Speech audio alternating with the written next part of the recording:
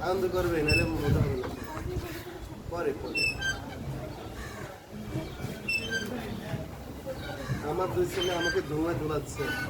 আমার থেকে সুখী মানুষ কে আছে পৃথিবীতে কেউ নেই আমি পৃথিবীর সেরা সুখী মানুষ কারণ আমাকে দোল খাওয়াচ্ছে আমার সন্তানরা আমি পৃথিবীর সবচেয়ে সুখী মানুষ মাশাআল্লাহ আমাকে দোল খাওয়াচ্ছ বুড়া বয়সে আমাকে দোল খাওয়াচ্ছ বুড়া বয়সে কোন দিকে তাকিয়ে যাচ্ছ কান্না করতেছো